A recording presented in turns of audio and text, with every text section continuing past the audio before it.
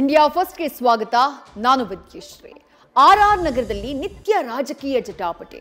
ಇವತ್ತು ಶಾಸಕರ ಕಚೇರಿಗೆ ಪಟಾಕಿಗಾಗಿ ಬೀಗ ಬಿದ್ದಿದೆ. ಬುಡದಲ್ಲಿ ರಾಕೆಟ್ಗೆ ಕಿಡಿ ಇಟ್ಟಂತಹ ಕುಸುಮ ವಿರುದ್ಧ ಮುನಿರತ್ನ ಕೆಂಡುವಾದರು.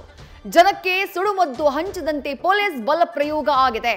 ಇದಕ್ಕೆ ಲಕ್ಷ್ಮೀದೇವಿ ವಾರ್ಡ್ ಜನ ಲಕ್ಷ್ಮಿ ಬಾಂಬ್ನಂತೆ ಸಿಡಿದು ಬಿದ್ರು.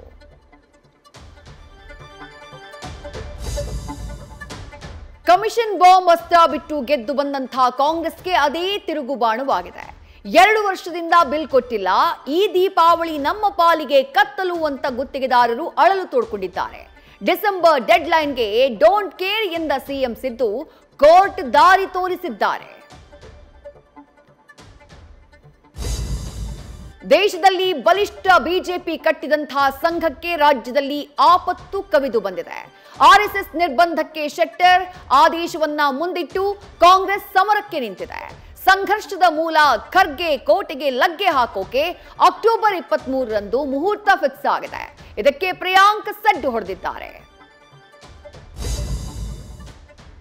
ರಾಷ್ಟ್ರಪತಿ ಡಾಕ್ಟರ್ ಕಲಾಂ, ಪ್ರತಿಭಾ ಪಾಟೀಲ್, ದ್ರೌಪದಿ ಮುರ್ಮು ಈ ಮೂವರಿಂದ ಪದ್ಮ ಪ್ರಶಸ್ತಿ ಪಡೆದಂತಹ ಸುಧಾಮೂರ್ತಿ, ನಾರಾಯಣಮೂರ್ತಿ ಜಾತಿ ಗಣತಿಗಾಗಿ ದೇಶದ್ರೋಹಿ ಪಟ್ಟವನ್ನ ಕಟ್ಟಿಕೊಂಡಿದ್ದಾರೆ. ಸರ್ವೆ ರಿಜೆಕ್ಟ್ ಮಾಡಿದ್ದಕ್ಕೆ ಕಾಂಗ್ರೆಸ್ ಕೆರಳಿ ನಿಂತಿದೆ. ಐಟಿ ದಿಗ್ಗಜರಿಗೆ ಸಿದ್ದು ಸಹಿತ ಕೈಪಡೆ ವಾಗ್ದಾಳಿ ನಡೆಸಿದೆ.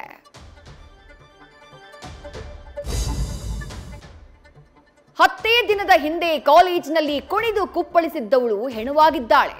ಮಿಷನ್ ಯಾಮಿನಿ ಅಂತ ವಾಟ್ಸ್ಆಪ್ನಲ್ಲಿ ಕೊಲೆಗೆ ಪ್ಲಾನ್ ಮಾಡಿದ್ದಂತಹ ಹಂತಕ ವಿಘ್ನೇಶ್ ಅರೆಸ್ಟ್ ಆಗಿದ್ದಾನೆ. ಇತ್ತ ಬೆಂಗಳೂರಿನ ಖಾಸಗಿ ಎಂಜಿನಿಯರಿಂಗ್ ಕಾಲೇಜಿನಲ್ಲಿ ಕೀಚಕನ ಅಟ್ಟಹಾಸಕ್ಕೆ ವಿದ್ಯಾರ್ಥಿನಿ ನರಳಿದ್ದಾಳೆ.